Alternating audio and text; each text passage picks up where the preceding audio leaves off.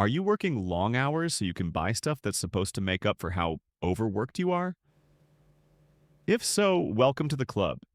We've got burnout, impulse purchases, and a group chat called Is This Late Stage Capitalism?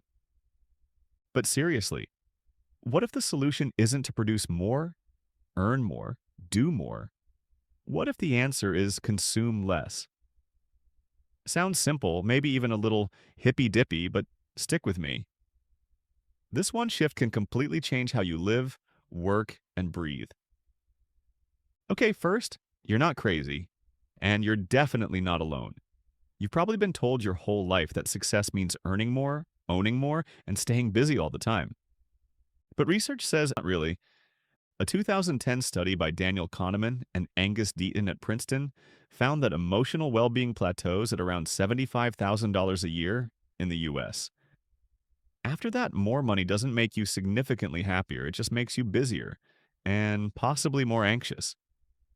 Meanwhile, a Pew Research study found that more Americans are working longer hours, yet fewer feel satisfied with their lives. It's like running faster on a treadmill that's going nowhere. But you're expected to smile through it because, hey, you've got that shiny new phone, right? So if working more and earning more isn't the answer, what is? Let's talk about a different approach. I call it the enough life.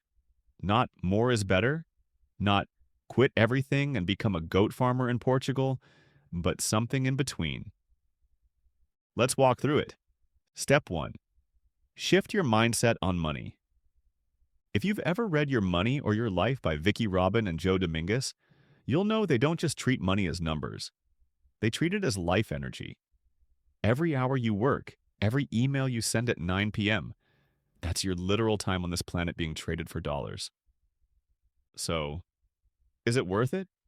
When you know your enough number, how much money you actually need to live comfortably and meaningfully, you can stop chasing more for the sake of it. You get off the hedonic treadmill, that thing where you keep running but never feel like you arrive. The goal isn't to be broke, it's to be free. Step 2. Simplify your lifestyle. Now that we're thinking differently about money, let's talk stuff. Cal Newport, in his book Digital Minimalism, argues that we're drowning in digital noise. And that applies to our physical space too.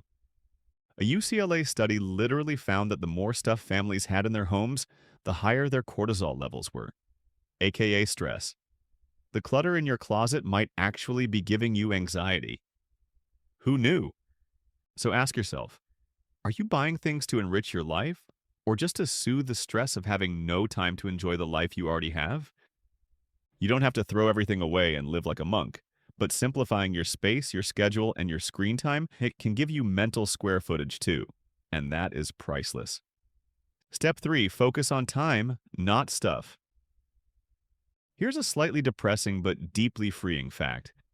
You only get about 4,000 weeks in your life. That's from Oliver Burkeman's book, 4,000 Weeks. And once you hear that number, it sticks. The real wealth isn't more income, it's more time.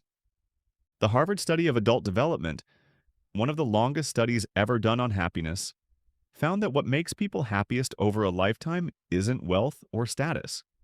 It's deep relationships and meaningful time spent doing things that matter. So instead of asking, how much more can I earn? Maybe ask, how much more time can I reclaim? Because no one's going to say on their deathbed, man, I wish I had bought the iPhone 17 Pro Max Ultra. Step 4, create a good enough job. Simone Stoltzoff, when in his book The Good Enough Job, makes a great point. We've turned our jobs into our identities. You meet someone new and the first question is, what do you do? But your job doesn't have to be your personality.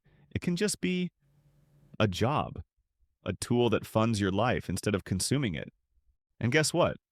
A 2022 Deloitte survey showed that 46% of Gen Zs and millennials prioritize work-life balance over high salaries. People are already waking up to this. The goal isn't to be lazy, it's to be intentional. Maybe a high-paying, high-pressure job isn't the flex. Maybe having a job that ends at 5 p.m. so you can take a pottery class or hang out with your friends. That's the flex. Step 5. Learn to say no to excess. Here's where Essentialism by Greg McKeown comes in.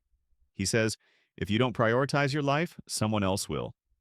And it's true, if you don't say no, you'll end up saying yes to everyone else's chaos. The American Psychological Association has shown that decision fatigue is real. The more choices we face, the more mentally drained we get. Saying no isn't selfish, it's survival. You don't have to join every Slack channel, every dinner invite, every new app, every side hustle. You get to curate your life. And when you do, everything feels a little lighter. So let's bring it home. This isn't about becoming a minimalist monk who wears the same gray t-shirt every day. This is about redefining success on your own terms. More work won't save you, more peace will. Here's what I want you to do this week. Pick one of these steps, just one. Maybe you sit down and figure out your enough number. Maybe you clean out your closet. Maybe you stop answering emails after 6 p.m. and go make pasta from scratch just because you can. Then come back here and tell me how it felt in the comments. Let's swap stories. Let's be the people who live intentionally, like not just work endlessly. And hey, if you're into this whole idea of being productive without burning out, hit that subscribe button. Here at Hack Your Flow, we're building a community of humans who want to work smarter, live better, and take naps without guilt. Because progress doesn't need perfection. It just needs clarity. You've got this. I'll see you in the next one.